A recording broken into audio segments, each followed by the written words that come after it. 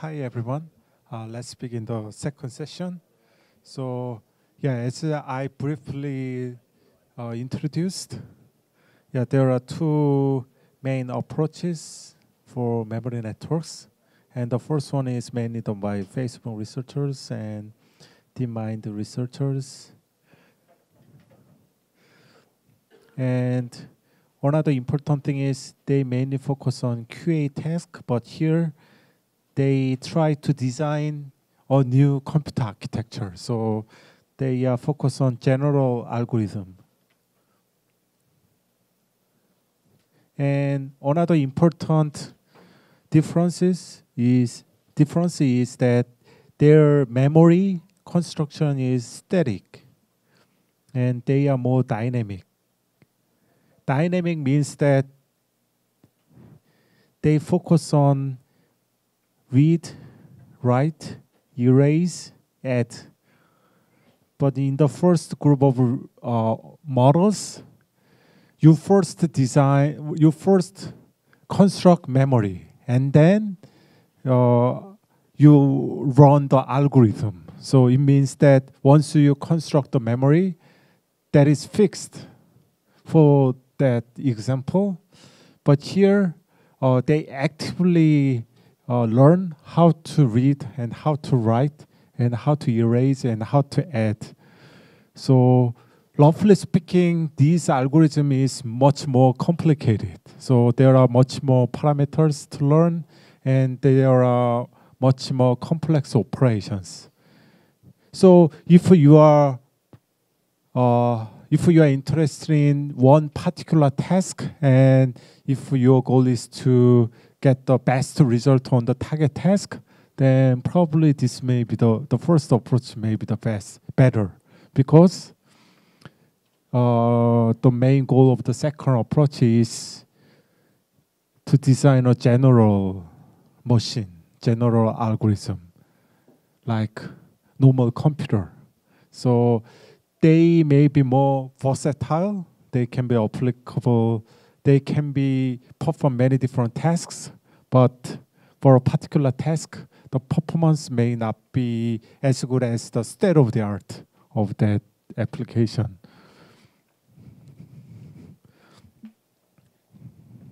So let's begin with NTM model, neural Turing machine. This was proposed by Alex Krebs at DeepMind, and it was published in 2014 as an archive paper. And as you know, next, the upgraded version of a model was published in Nature in 2016. So that is named as differentiable neural computers. So now begin with neural Turing machine. So this is a motivation that the author proposed. So CNN was very, very successful for many vision tasks, but what algorithm should work as counterpart in NLP task? So probably you may think of RNN-based models, but they realized that LSTM cannot even copy. So copy is very, very simple task, but RNN cannot even do that. So copy means that suppose that you input a sequence of words whose length is 10, and you input this 10 sequence of words into RNN, and copy task means that this RNN should generate these 10 words. So this is pretty simple task, but even LSTM, which was the most popular model for RNN, cannot even do this task.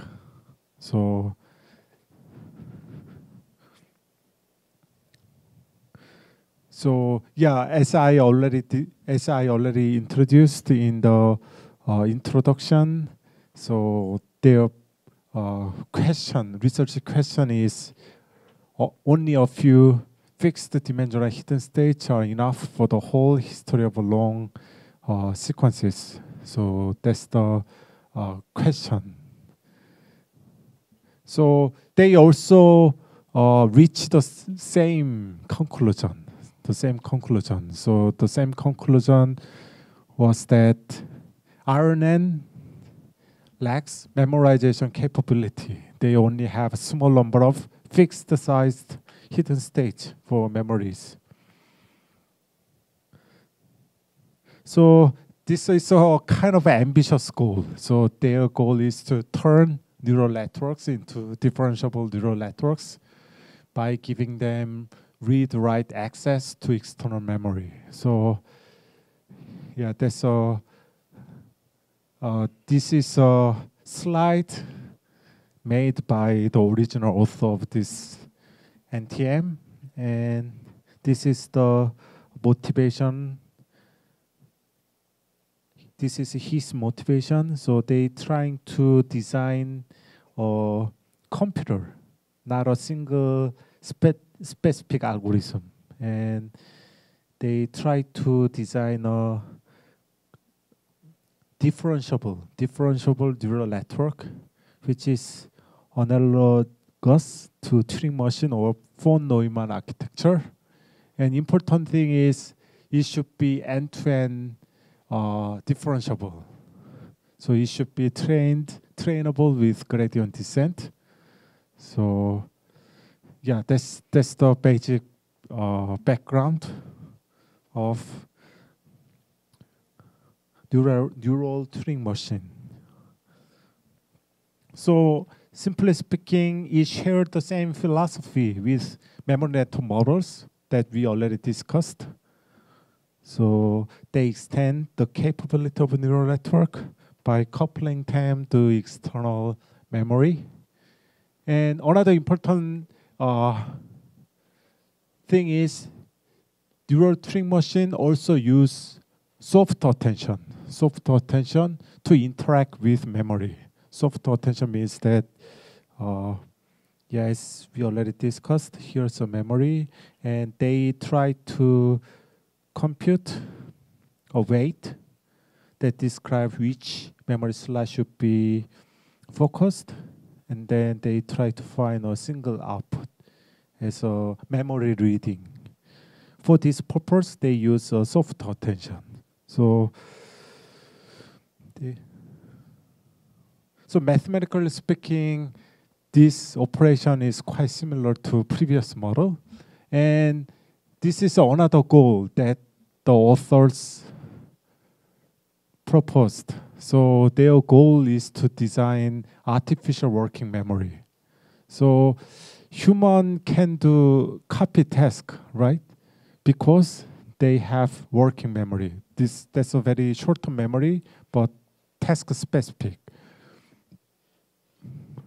So yeah, human can solve tasks using rapidly created variables, and they try to design artificial working memory to use attentional process to read from and write to memory.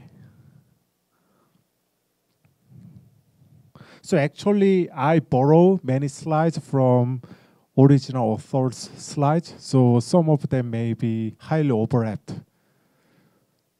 Those that we already discussed, but let's follow one by one. And this is also schematic visualization of neural Turing machine that authors proposed. So this is a neural network. So this is a normal neural networks. So normal neural networks take input and generate the output. But they introduce memory. And then they design heads. Heads takes care of how how to read information from memory and how to write information to memory. So read and write head. So this is a conventional, these parts are conventional neural network, such as feed-forward and LSTM networks. And memory is also real valued matrix. Yeah, these two parts are the same with the previous memory network models, but their main focus is how to design read and write heads. So these parts take care of the interaction between neural network and memory, and this part is more complicated than previous model. So their goal is to select portions of the memory and read or write them.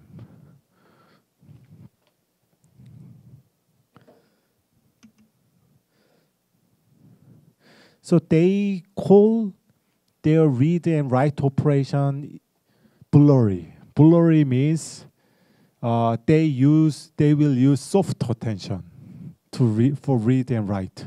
So it means that in normal computer, we first select the address of the memory and write the information to the memory on that point.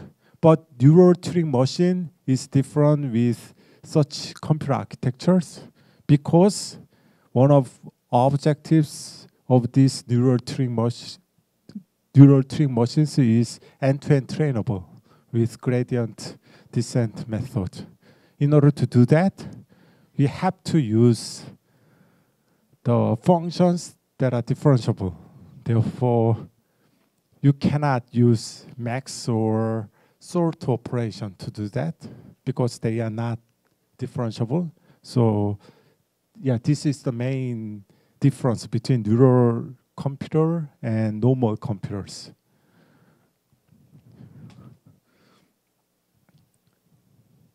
And another important difference with previous approach is that they assume a set of a parallel read and write heads.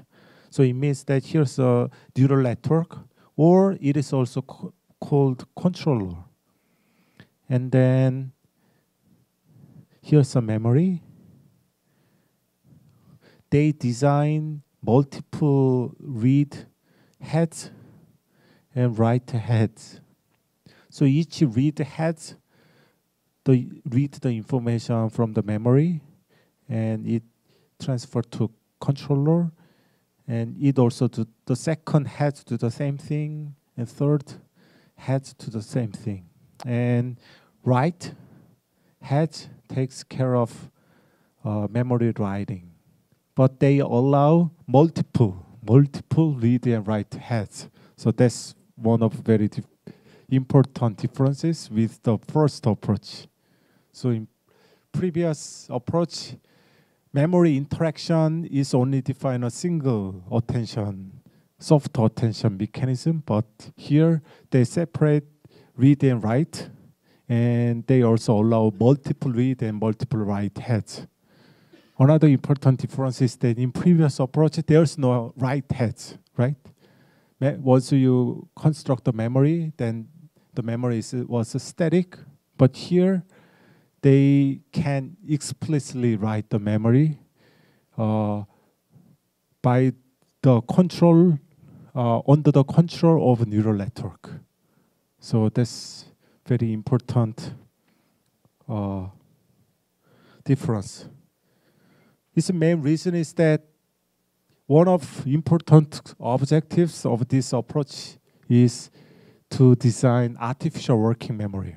Artificial working memory means that you have to write some intermediate information, right? So write operation is very important in the second group of neural network models. So anyway, so they share many commonality with previous approach. For example, they also use matrix as a memory they also use soft attention for interaction, basic interaction operation. So they denote the memory as a empty. Empty. Memory consists of n by m. Memory is n by m dimensional. N is number of slots. M is the dimension of each memory slot.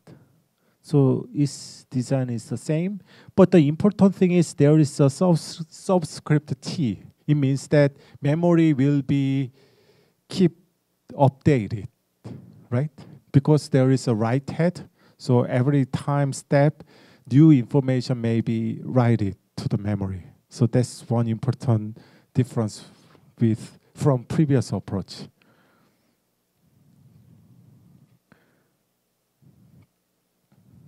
So you have to learn, you have to find out WT, which is weightings over n locations. And the summation of weight should be 1, and weight should be larger than 0, larger than or equals to 0. You can satisfy these two properties by using softmax, right? So that's the main reason why soft attention usually uses softmax.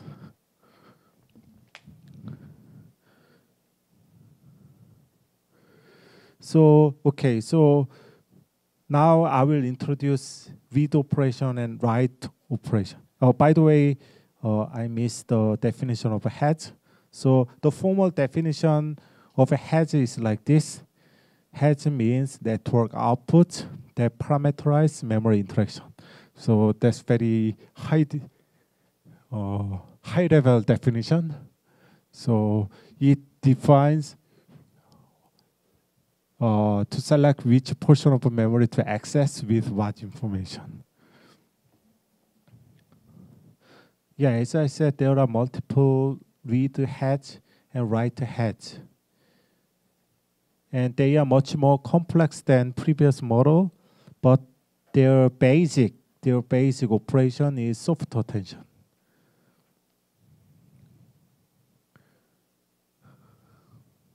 So let's talk about the details. Read operation. Read operation is almost identical to previous model. So as here, I is the index of memory slot, right?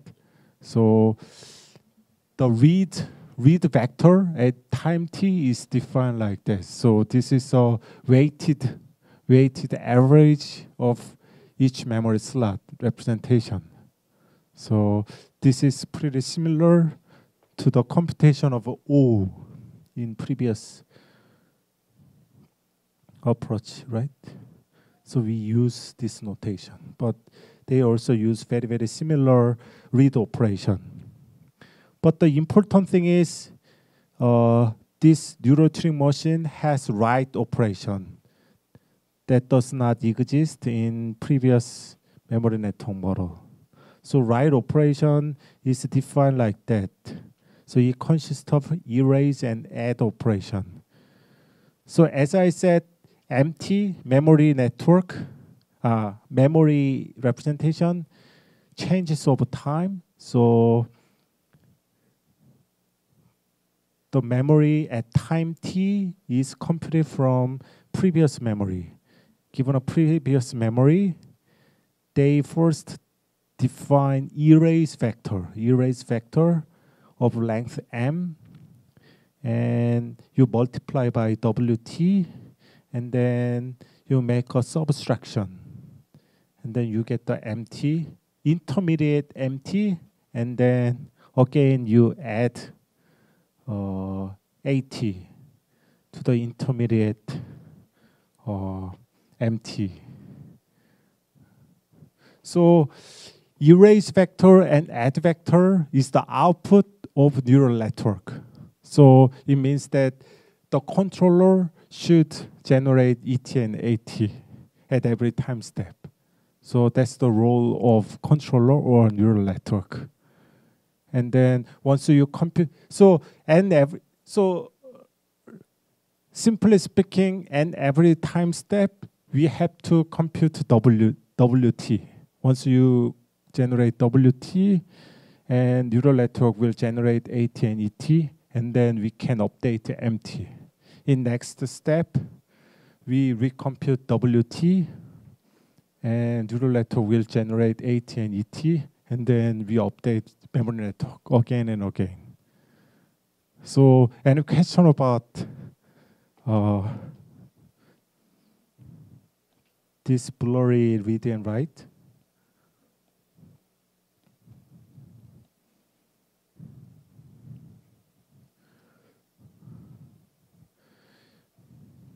Yeah, the thing is that in this paper, they mainly focus on how to design read heads and write head. So in the paper, they do not discuss much about this part because it is a normal neural network. And then neural network need to generate this information. So ET and ATs are the informations that controller generate for read heads.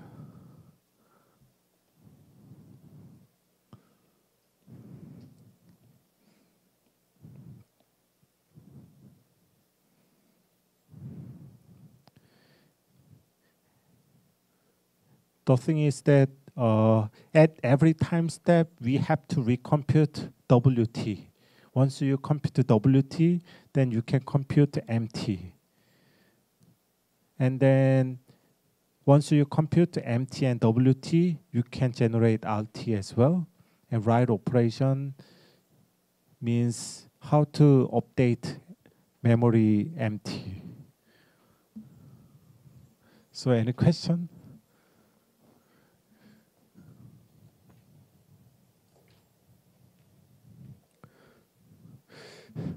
They propose two different addressing mechanism. So addressing mechanism means that how to interact with memory. So interaction means interaction between controller and memory. Controller and memory. And they propose to use content addressing and location addressing. So content addressing is very similar to that of memory network. I mean, first approach. So that uses attention based on similarity between content of memory and the query. So that's exactly same with what we already learned. So for example, in previous example of a QA test, you generate query queue, and then you compare similarity between queue and each memory slot, and then you apply softmax to compute the weight. So that's the content addressing approach.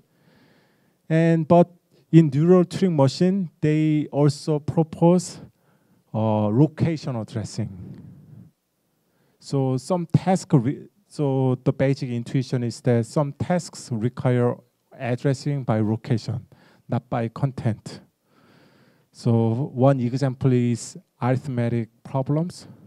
So if I give you two numbers and ask you to do multiplication, then when you hear two numbers, you copy these two numbers to your working memory. And then based on your working memory, then you simply retrieve these two numbers and then make a multiplication and say the answer. So in this kind of addressing, content is not important.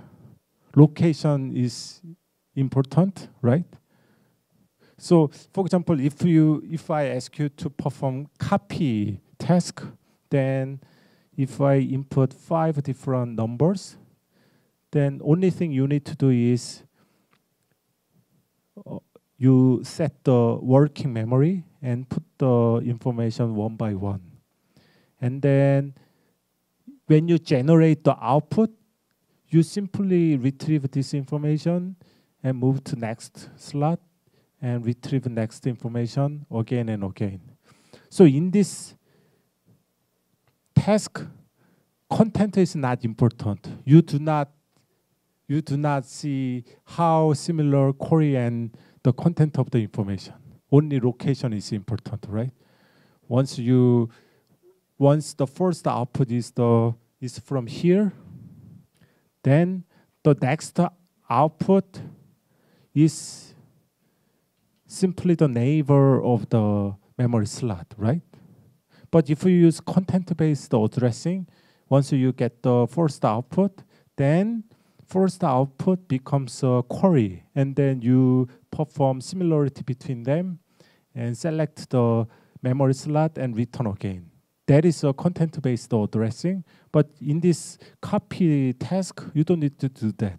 Once the first out is generated from the location 1, then location 2 is the next memory slot you have to access.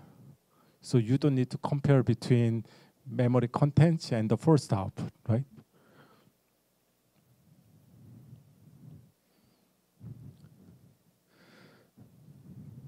So any question about content addressing and locational addressing? So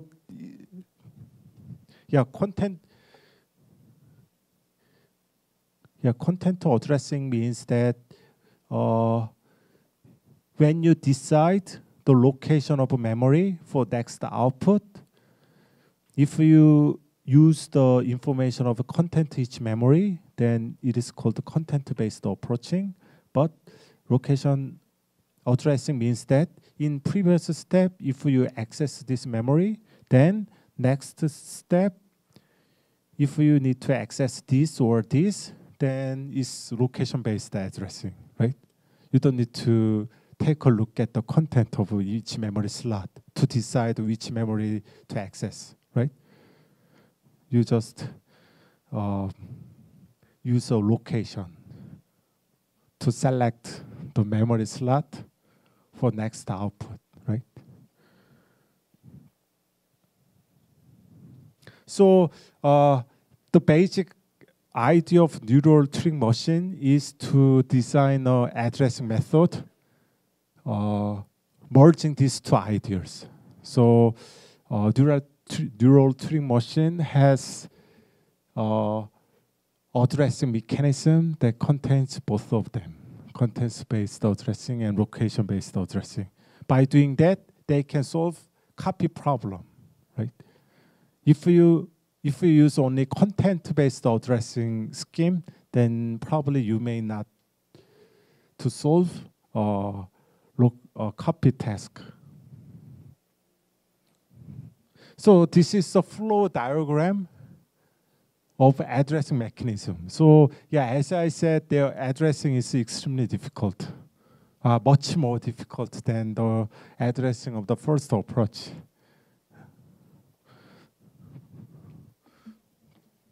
So if visualize that in previous state, there is a memory and previous weight. So in next step, your goal is to find out WT. Once you know the WT, you can update MT plus 1, right? Once you know MT plus 1, then using this, you can define read vector, right? So that's the addressing. That's a little bit complicated, but that's the addressing approach of the neural Turing machine. So based on these two numbers, you compute W at time step t. Once you have this information,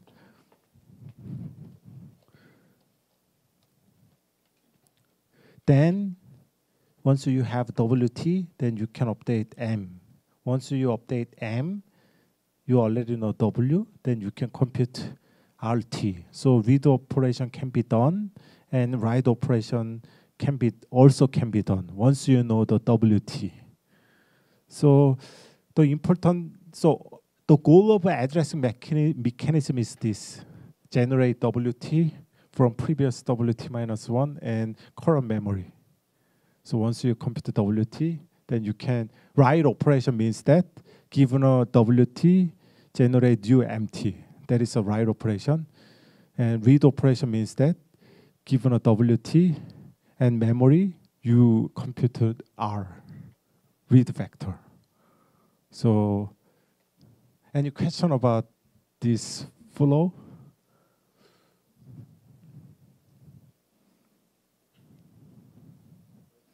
Yes.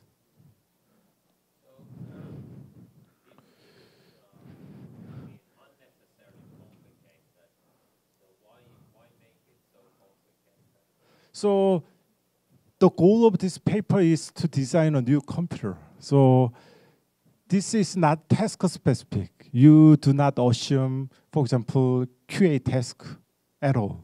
So you want to design a computer or architecture that can be applicable to any tasks. So one motivation was that copying task is very simple, right? Copying task is very simple, but current neural networks cannot even solve that simple task. So they mentioned copy task as one of their target tasks, but their ultimate goal is not to solve copy task. Their goal is to design a new whole architecture, which is very, very general.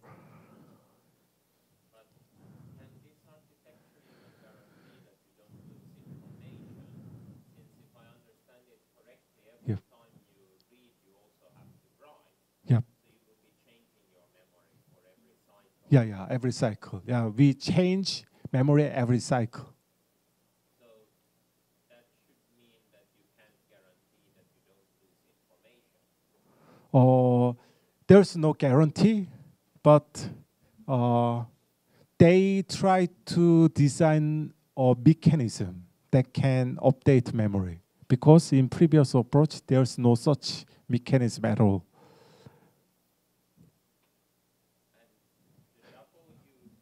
Yeah. So, okay, I will quickly show this this visualization, which is a neural Turing machine unfolded in time. So, actually, neural Turing machine has some kind of task. So, given input xt, their goal is to generate yt. But in the paper, they do not care of this. They do not care of this, and they only focus on how to read and write memory. So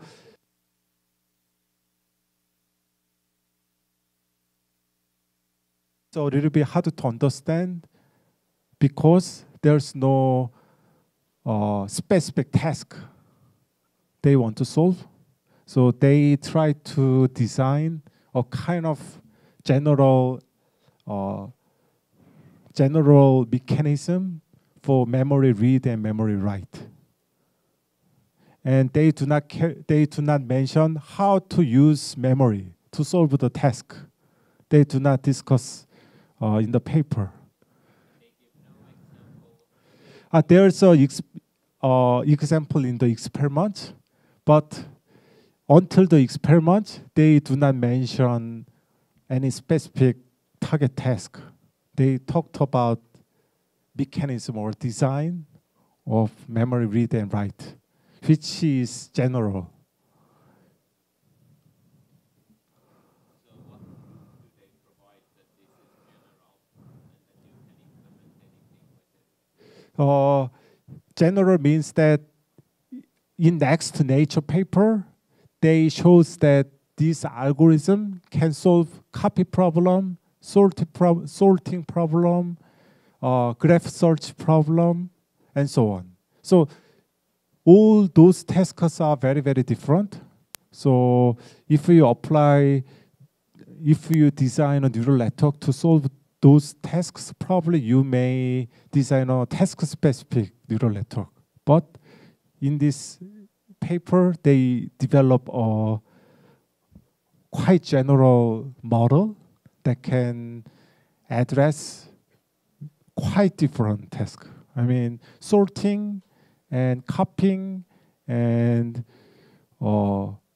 graph searches are very, very different, and they are very basic algorithms. So yeah, here they want to design a computer, differentiable computer.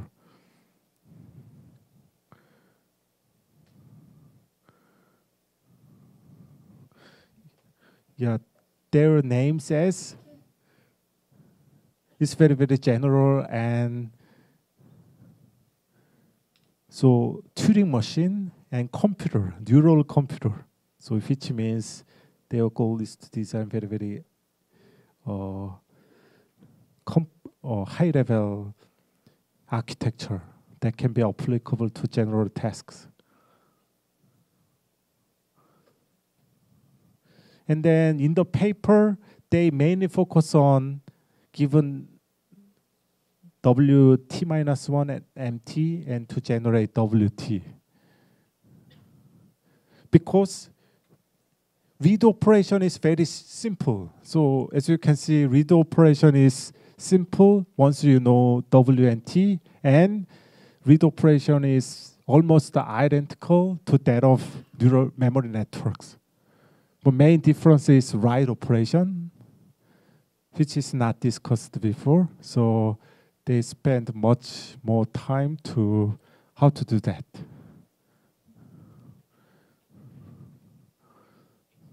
Yep. WT. So yeah, we are going to discuss how we compute WT given WT-1 and MT. So given WT-1 and MT and some outputs that generate controller, from them they compute WT. So once you compute WT, then you update MT. So given these two information, you can compute read operation. So in this particular figure,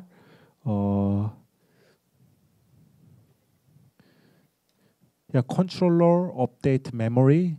Given updated memory, they read the information, and using the read the information from memory and external input, they generate external output. But in the paper, they mainly focus on this part.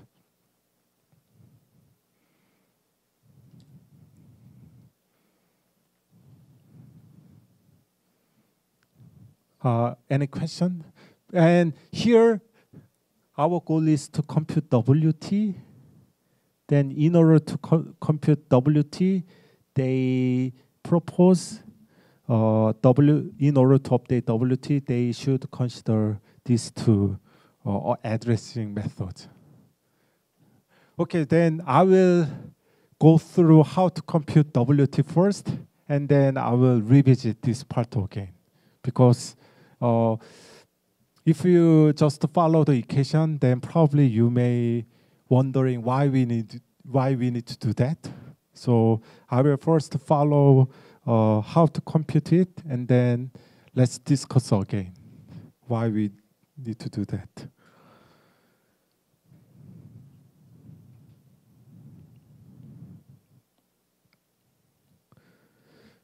So okay, so our goal is to compute WT given previous WT-1 and MT. So from previous state, we get these two information, and these are the controller output. Controller output means that neural network is trained to generate these values.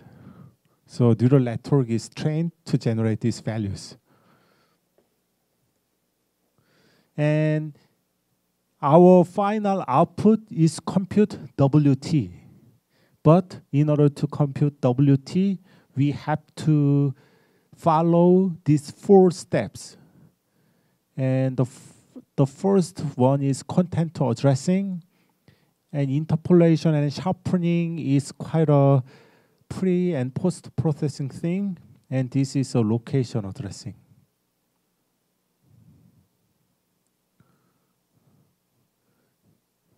So in NTM, neural Turing machine, their computation of WT is based on content addressing and location addressing. And the summarization of content addressing and location addressings are given in this slide. And let's follow one by one.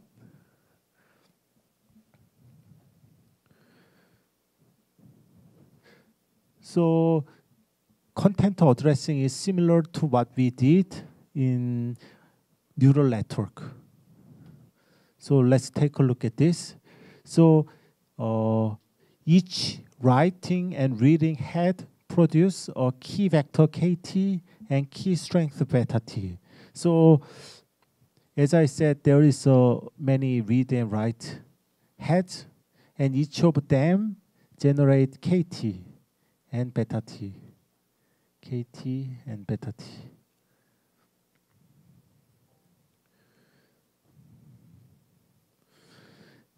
And KT is the key, and MTI is the memory content in the ith slot at time step t.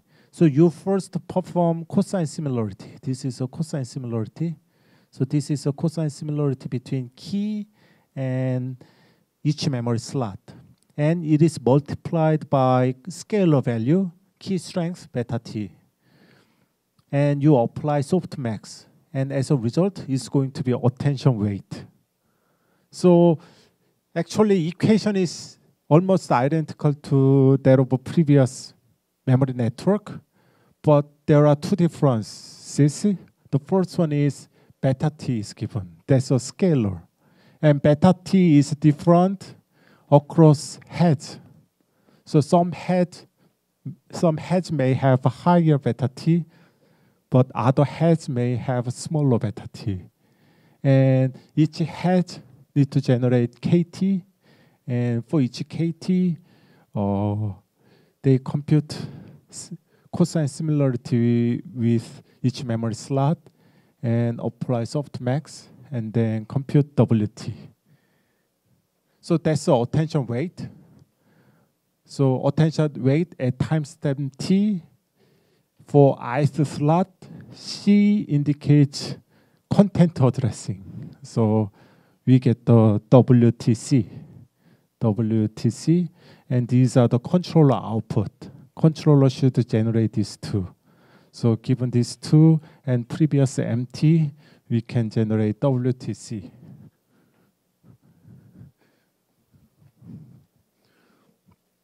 So here I visualize with an example. Suppose that this is a key that generates a single one head. And suppose that this is empty. So it's going to be N, this is going to be M. N means the number of memory slots, and this is the dimension of each memory. And then WTCI means this. So you perform a dot product with this, and then multiply by beta t, and then it will generate this value. This is a cosine similarity, and you multiply by beta. Then you get this value. And you repeat this process again and again. Then you compute these values. And then you multiply by beta t, and then apply softmax. Then you get WTC like that.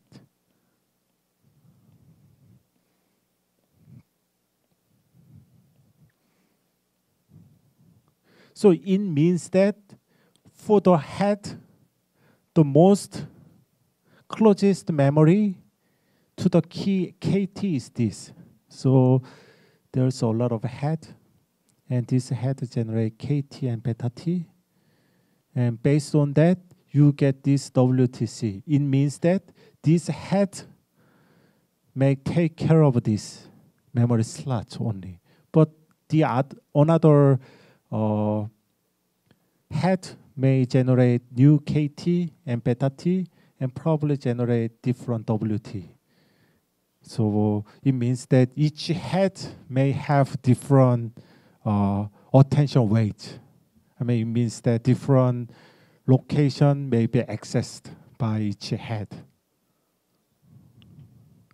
And then, okay, so I will go through all mathematical operation, and then if you have any question, please ask me. And then the second step. So as I said,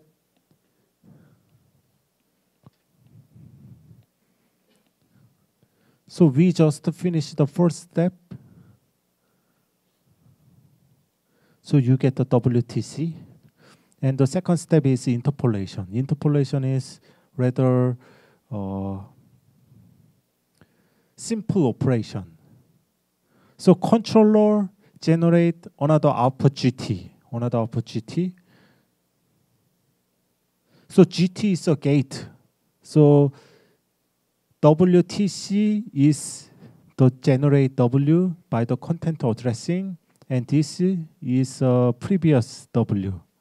So GT is a gate, weighted summation between WTC and WT minus 1. If you learn LSTM gate, then you will see this kind of equation not only in input gate, output gate, and so on. So LSTM has 4 gates. It means that it generates GT and make a weighted average between 2 information. So here's an example. Suppose that this is a WTC computed in previous slide. Then you compute GT. And then suppose that this is a previous W. Then you multiply by 1 minus GT and make a summation. Finally, you get this. So second step is a little bit easy post-processing step, pre-processing step. Okay, and then third step is a little bit complicated. So this is the main part for location addressing.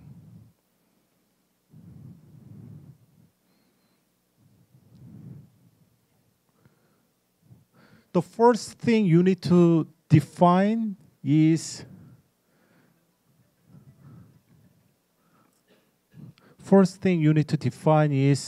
allowed integer shift. So suppose that according to content addressing, suppose that this memory should be attended. Then here, location addressing means that it splits attention into nearby location. For that, you first need to define allowed integer shift. It means in this particular example, you only allow integer shift from -1 to 1, or you can use -2 to 2.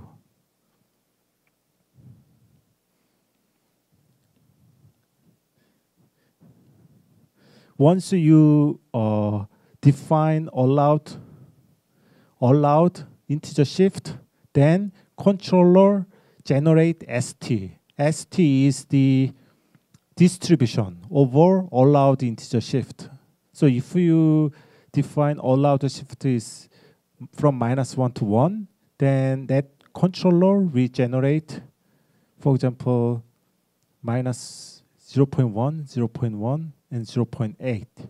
It means that according to content addressing, if you compute this, then you split this weighting into the neighbor. So this is implemented by convolution. So this is a convolute operation. So let's take a previous next example. So this is a ST. If controller generate ST, then you perform convolution over WTG. So for this particular value, you put the ST here and pointwise multiplication and make a summation. Then you get this value, and then you shift this ST by 1 to the right and apply convolution again, then get this information again and again and again and again. As a result, you get the new WT. So the thing is that you first define allowed shift. So you can just fix -1 to 1. So in their experiment, they use from -1 to 1. And then at each time step, network will generate a distribution over allowed integer shift. Once you get that, then you perform convolution. Then next, from previous WTG, you get the new WT. And once you get the new WT, then your final step is sharpening. Sharpening is a kind of a post-processing. One issue of convolution is that if you actually at every time you have to keep updating WT, right? But the issue is that if you apply convolution, then convolution blur WT. So it means that if you at every iteration, if you apply this convolutional shift, then WT is becoming flattened. So in order to avoid such case, idea is very simple. You just add the power lambda t, which is larger than or equals to 1. By doing that, you get the very sharpen WT. So finally, you get the WT. And lambda t, gamma t is the also output of a controller.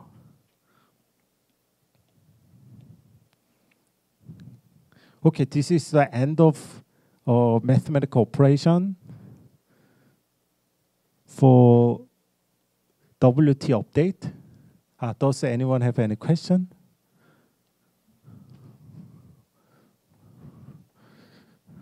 So here our goal is to compute new WT. So you first apply content addressing, then you get the WTC, and then you simply apply gating operation. Once you do that, you apply location-based addressing, and then you perform sharpening. So you get the final WT. In every step, you get W, right? You get W. But at the final stage, you get the real final W. So from the old intermediate WTC. Yes?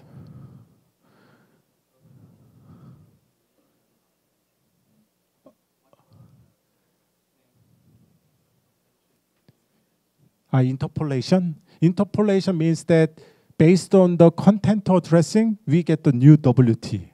So in the new WT, we only use the information of a KT and previous MT. But the main goal of interpolation is that we want to mix the new WT by the content addressing and previous WT minus 1. So in some case, you may need to forget a lot from previous weight, or sometimes you may need to keep many information from previous W, right? So interpolation to the such operation. So it mix previous step W and new content-based W. So they try to mix accordingly. And then once you do that, then you update W by using location-based addressing. Once you do that, you perform sharpening. So it's a kind of a very simple post-processing because location-based addressing is implemented by convolution, but convolution iterative application of a convolution make WT uniform, a little bit uniform. So key part is these two, content addressing and convolutional shifting. But content addressing is more or less similar to what we've learned in memory network, but location addressing is relatively new.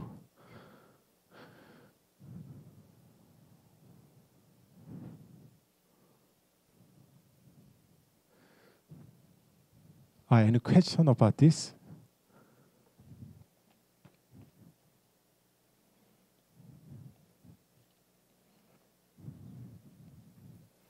Yeah, at first sight, you may feel this is unnecessarily complex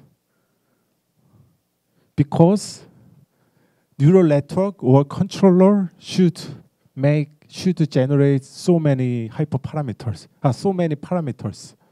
So it could be not easy to train neural network that can generate so much output. So it's true that the model is unnecessarily complex if you have any specific task. But if you want to design a little bit general one, then yeah, that's a author's proposal for neural Turing machine. Actually, from my experience, I mostly use the first approach because in many cases we have a problem we want to solve, right? In many cases we have a problem. So once you have a problem, then we first need to think about how to construct memory to solve that problem and how to correctly use such information to solve the task. But this approach is rather general. But one limitation of a first approach is that there's no mechanism to dynamically update the memory. But the second approach can update memory at every iteration. So that's a main key difference. So key difference is that they allow the memory is updated. The second thing is they also consider location-based addressing, not only content-based addressing. The first approach only consider content-based approach or the addressing. Any question? But the thing is, dynamic neural computers are much more complicated. So you have to rather clearly understand neural Turing machine. Otherwise, the answer is too complicated to understand. So let me give an example. So in neural Turing machine, at every step, controller should generate this output, right? But if you go to neural Turing machine,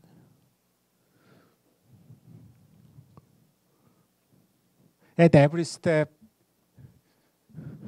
the controller should generate this very long set of output. So this set of outputs are the same as neural Turing machine, and in dynamic neural computer, they also use other output parameters as well. So they are more complicated, even more complicated than neural Turing machine. So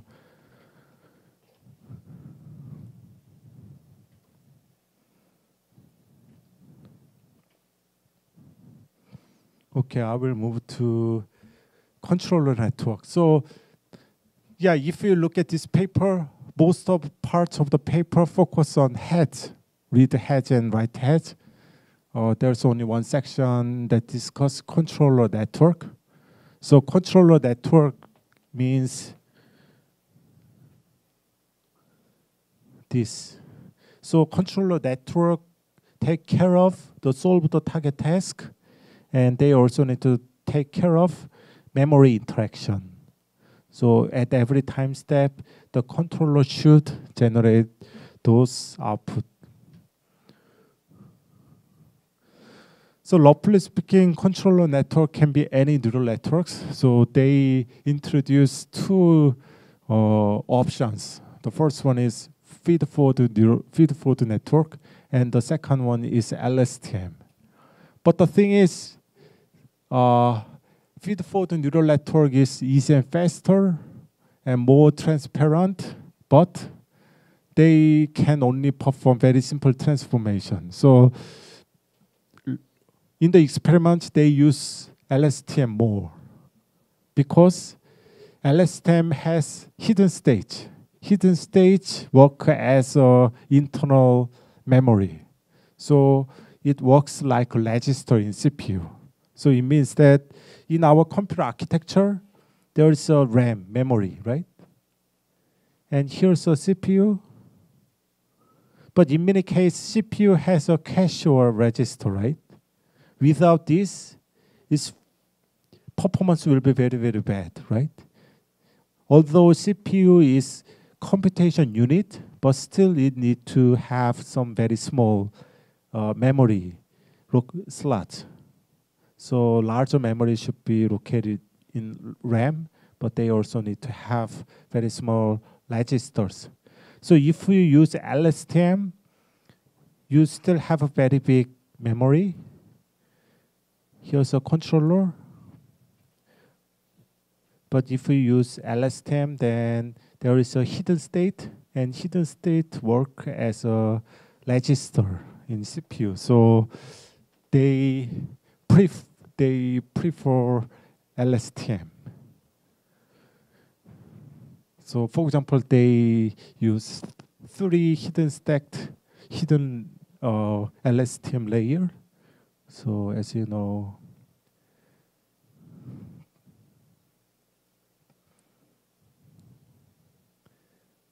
the 3 stacked LSTM looks like this, right? Here's the input, and output is generated from here. And this is a rough visualization.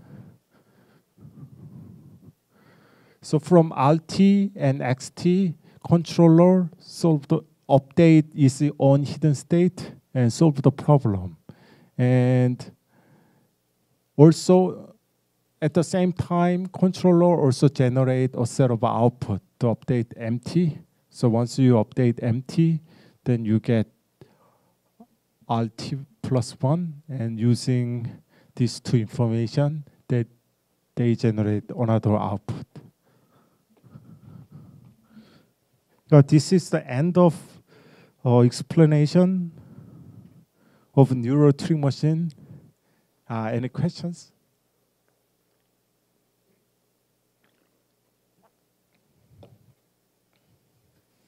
So in the experiment, yeah.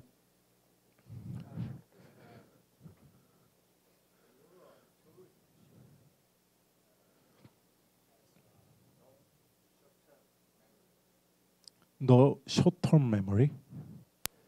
Or, yeah. Controller is often implemented as an error stream.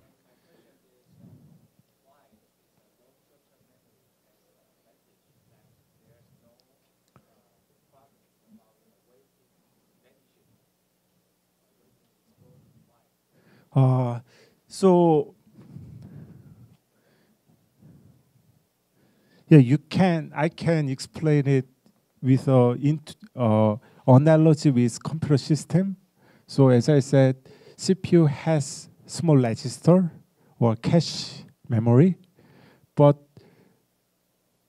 CPU only use this memory for very short-term information writing, right? long-term information should be RAM, should be located in RAM, and they perform some computation using the information of the RAM, but sometimes they may need to compute intermediate information. So, but writing to RAM is very tricky, right? So they simply use the register for the intermediate result and the information that cannot be recorded for a long time. So, yeah, deep, yeah, LSTM is usually 3-layer LSTM. So, yeah, it could be not deep, but it's still powerful LSTM.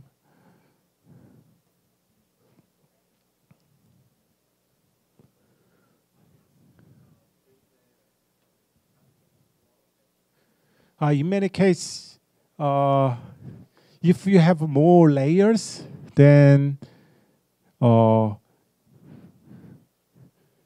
training becomes very difficult because you have, in the training stage, you only have an input and output. And the internal hidden stage should be learned using backpropagation. But it means that RNN is deep, not only on time scale, but also in spatially, but it causes very difficult learning issue. So usually, it depends on the application, but usually the number of layers are less than 10. But in many cases, we use less than 5 layers.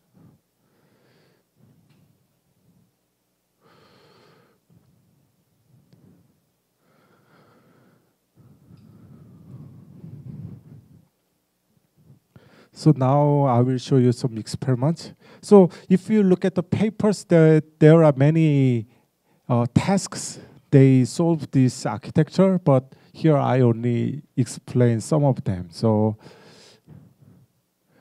they first apply their architecture for copy task. Copy task means that the network get a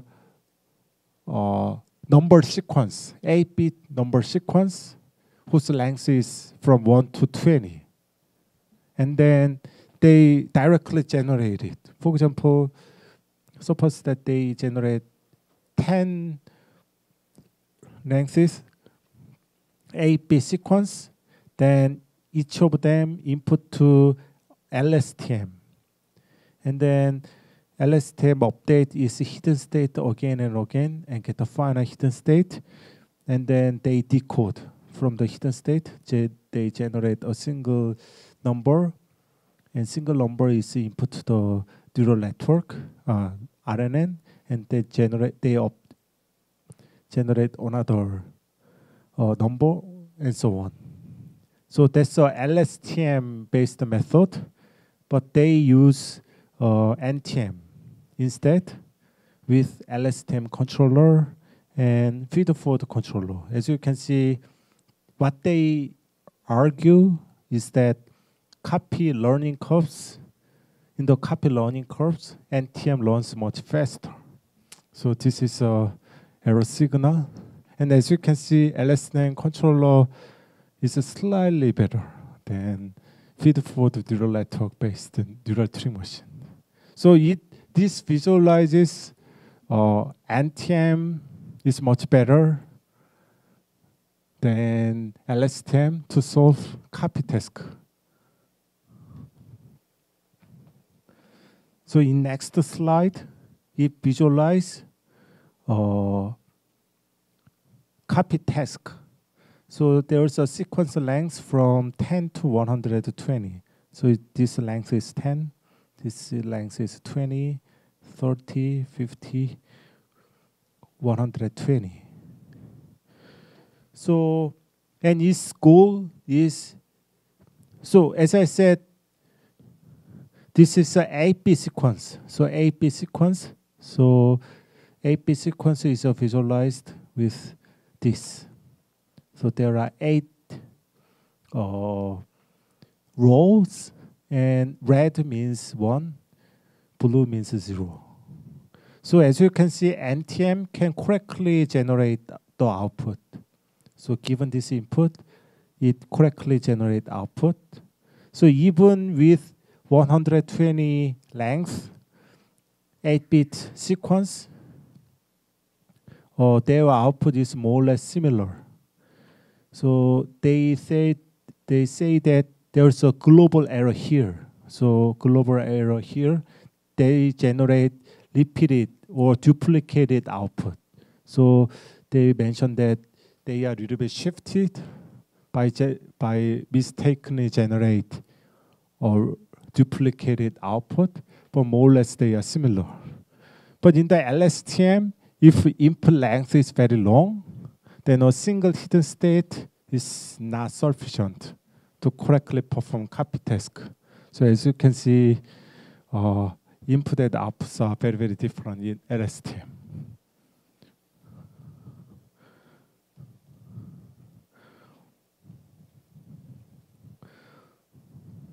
So they also perform priority sort experiments.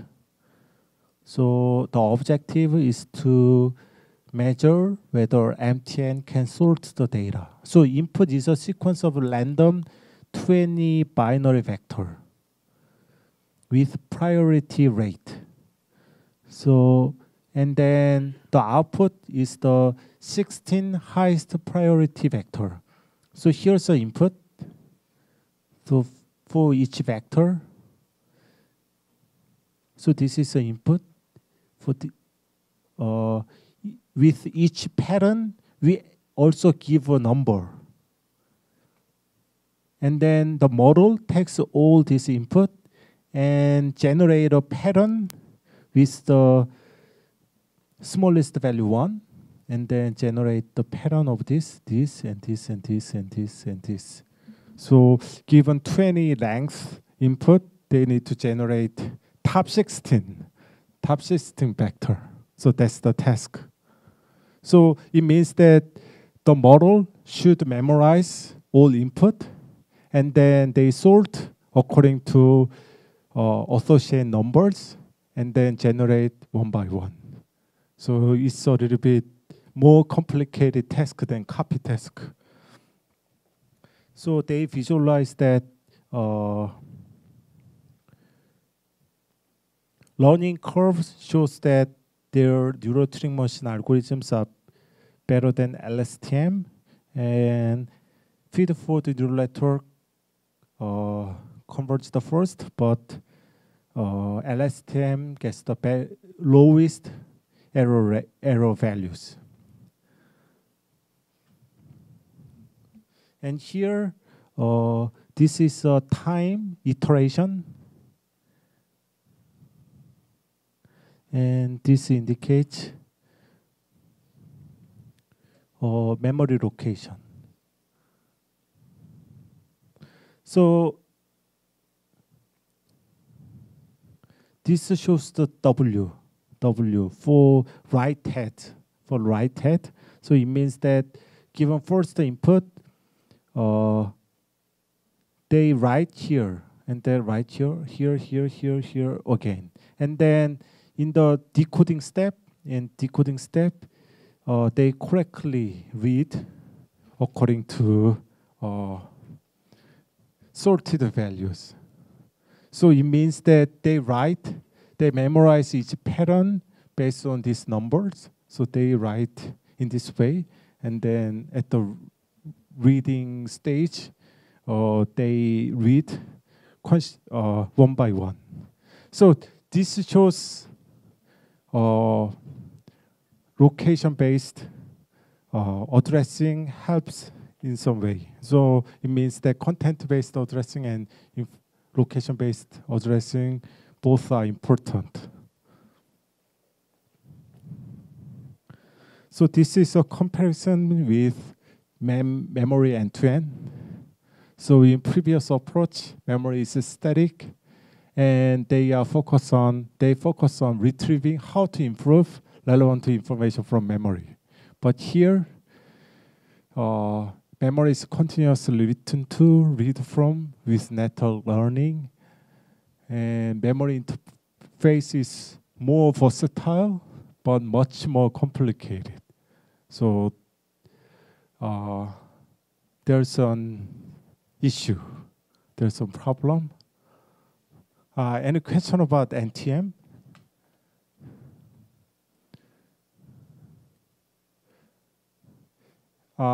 You can ask any high-level question instead of low-level question.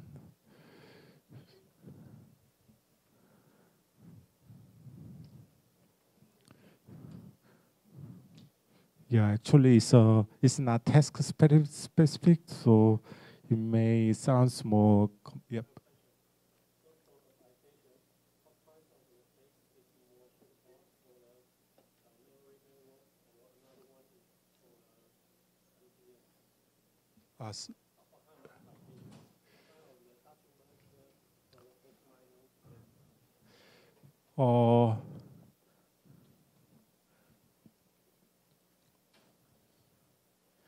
I think there's no limitation on applications, but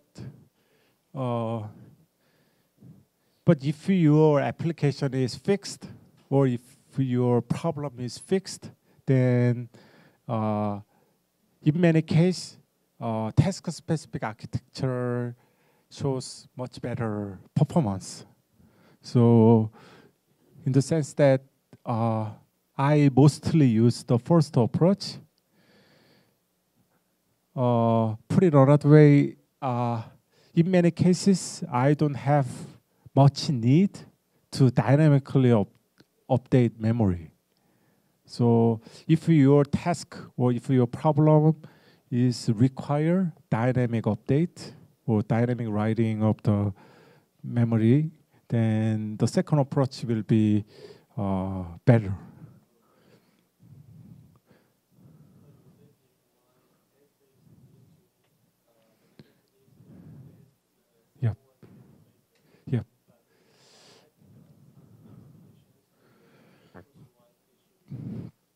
So, for example, in QA task, so I solve several tasks using memory network. If, for example, in movie QA, so I put all information of the movie into the memory, and then given a query, I focus on some parts of movie to answer this question. Then in that case, the first one is better. And I also apply memory network for text summarization. So in the text summarization, you put input sentences of the input passage into the memory, and then we selectively focus on different parts of document to generate summary. So in that case, the first one is better. In those two applications, I don't need to directly write. Dynamically update the memory, right? So, yeah, I may need to partially update some of them, but it's not necessarily. But after that, there are many different models. For example, some model has explicit writable memory. So this is a hybrid of these two approach. So most input information is saved here, but the model also has very short-term memory. So in this short-term memory, you may need to frequently write the information.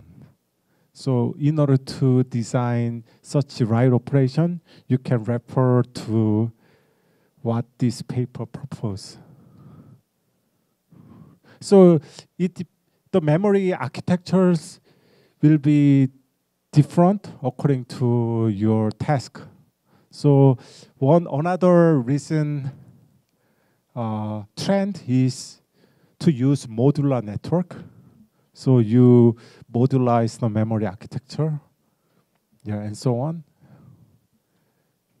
So I guess there are many open questions, and there are a lot of room to improve the memory network model. But the thing is, if you can completely understand the memory networks that we discussed today, then it would not be difficult to other memory network. So yeah, in today's lecture, I focus on the basics of or the most popular memory network model. So is it okay to move next model? This is based on neural tuning machine because authors are the same, but it's more complicated than the first one. So, okay, I will move to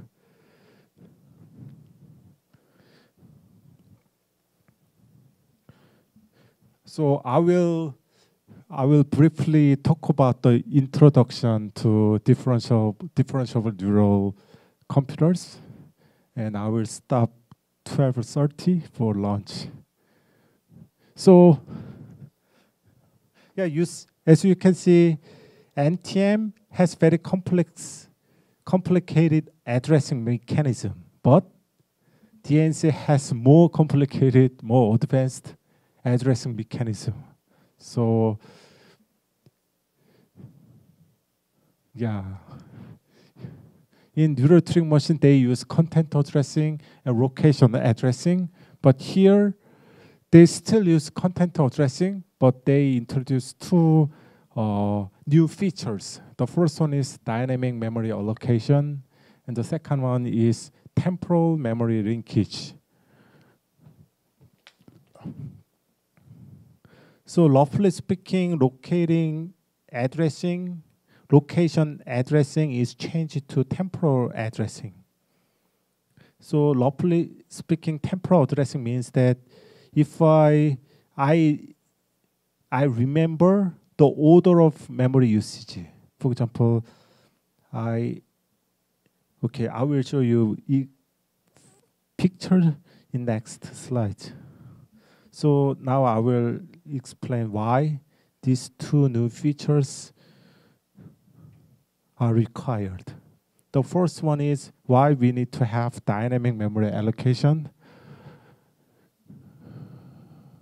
So NTM only allocate memory in contiguous blocks, so leading to memory management problems. So it means that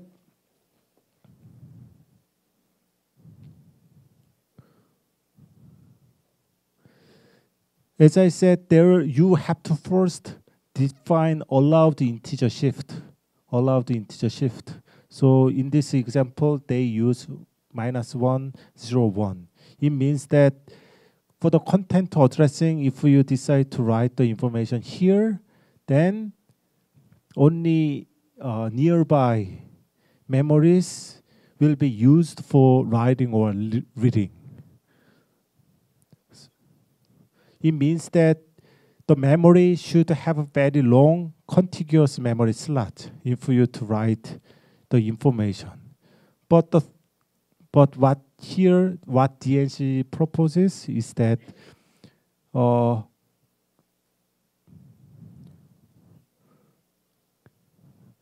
they design a free gate, so they can deallocate memory for reusability. So in location addressing, we need large contiguous blocks because allowed shift, if we use allowed shift with this, then the location addressing is only possible in this range. So if this addressing is used for writing, it means that you can write here, and then next time you may need to use this. And there's no there's no way free up memory free of memory. So roughly speaking,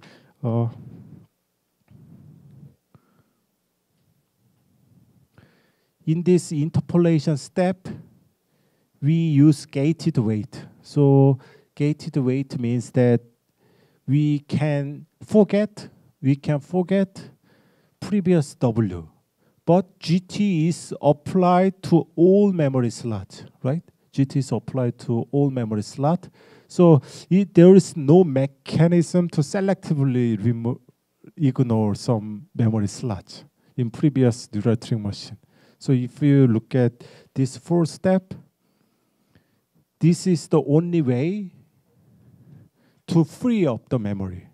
But here, we use a single scalar value to multiply by all memory slots. So there's no mechanism to selectively free up some memories.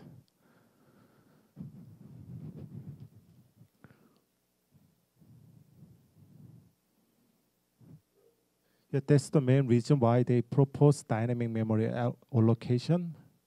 And the second new feature is temporal memory linkage.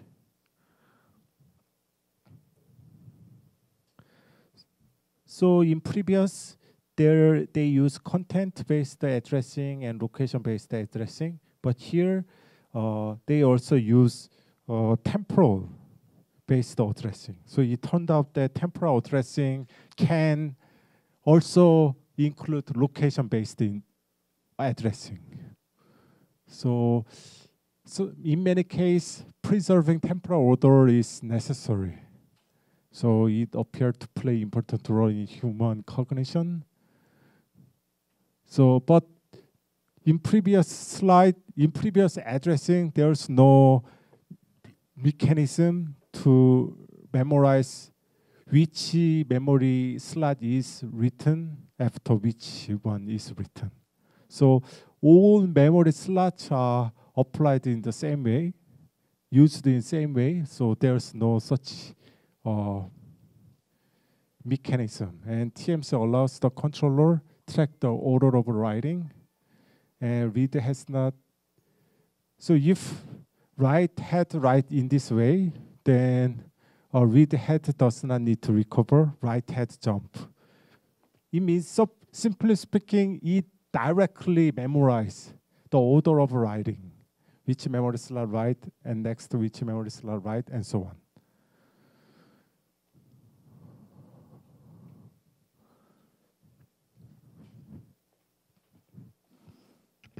So this is a Nature paper. Therefore, actually, for Nature publication, they has a professional illustrator. So the model looks much better. But main difference is that there is a usage vector and temporal link matrix. So this is written, next this is written, and next this is written, written, and written. So we explicitly memorize this. The other parts are basically same. So this is the same, this is the same, and these are also same. But the main difference, main updates are here. So this indicates usage vector. Usage vector means that this memory slot usage are used a lot, but this image is not. So based on this vector, they decide which memory slot we are going to use for new information. So we keep track of usage vector. So if this slot has very low value, then when we write the information, we first use this memory slot. So by keep tracking of usage vector, then we can select which memory slot we use for new information. And for reading, if we can memorize which memory slots are written, then we can help read head to get the better or understand the better of writing. So I will talk about the details probably in next lecture. But the high level idea of DNC is that basically it's a extended version of NTM. So location addressing is replaced by temporal addressing when they also propose two new features. So these two new features are implemented by additional parameters that controller generate. So by using those information, they can update usage vector or linkage matrix. So for the detail, I will introduce in next session. So before lunch, any questions?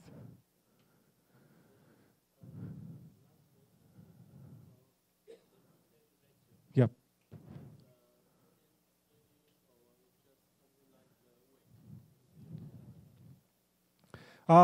Actually, here all variables are continuous because all operations should be differentiable.